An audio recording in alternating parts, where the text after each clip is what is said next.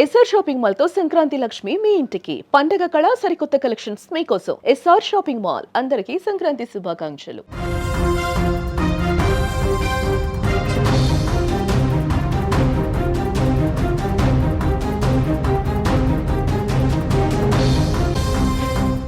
Breaking news చూస్తున్నాం. తెలుగు రాష్ట్రాలకు వర్షఖండం తప్పినట్లుగా తెలుస్తోంది. తొలగిన ఓర్నబు తుఫాన్ ముప్పని కూడా చెప్తూ ఉన్నారు. దిశను మార్చుకోవడంతో ఆందోళన లేదని కూడా వాతావరణ శాఖ చెప్తూ ఉంది. బంగాళాఖాతంలో కదలికలు ఒక్కసారిగా మారిపోయాయని చెప్పుకోవచ్చు. నైరుతి బంగాళాఖాతంలో గత కొద్ది రోజులుగా కొనసాగుతున్న వాయుగుండం మరింత బలపడి ఇప్పుడు తీవ్ర వాయుగుండంగా మారింది. విశాఖ వాతావరణ శాఖ అందిస్తున్న తాజా సమాచారం ప్రకారం ఈ తీవ్ర వాయుగుండం రాబోయే కొన్ని గంటల్లోనే తుఫానుగా రూపాంతరం చెందనుందని కూడా చెప్తున్నారు వాతావరణ శాఖ నిపుణులు. ఈ తుఫానుకు బంగ్లాదేశ్ సూచించిన పేరు ఓర్నబ్.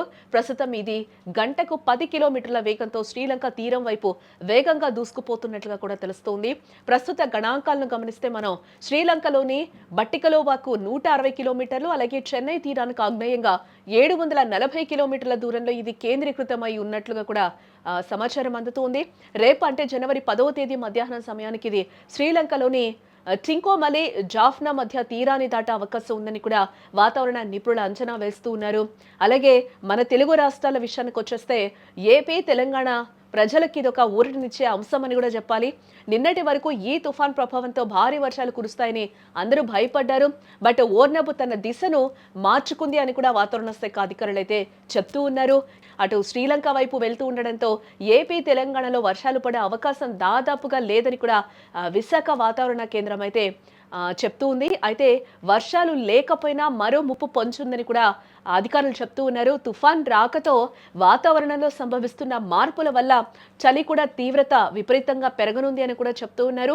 ఈ నేపథ్యంలో చాలా జాగ్రత్తలు తీసుకోవాలి అంటూ కూడా అధికారులు చెప్తూ ఉన్నారు. ఈ టైంలో వచ్చే గాలులని కూడా మంచి గాలులు కాదు అని చెప్తూ ఉంటారు. కాబట్టి ఈ నేపథ్యంలో ఎలాగో వర్షం గండం తప్పింది కాబట్టి ఈ నేపథ్యంలో ఎక్కువగా చలిగాలులు వీచే అవకాశం కనిపిస్తుంది. అత్యవసరం అయితే తప్పితే బయటికి వెళ్ళకూడదు. దుస్తులు కూడా మనం స్వెటర్స్, హుడీస్ లాంటివి ఖచ్చితంగా వాడాలి అని కూడా చెప్తున్నారు. ఈ నేపథ్యంలో పిల్లలు కూడా చాలా జాగ్రత్తలు పాటించాలి అని కూడా అధికారులు చెప్తూ ఉన్నారు. రాబోయే 2-3 రోజుల్లో కూడా ఆంధ్రప్రదేశ్ మరియు తెలంగాణ అంతటా కూడా ఉష్ణోగ్రతలు కనిష్ట స్థాయికి పడిపోయే అవకాశం ఉంది.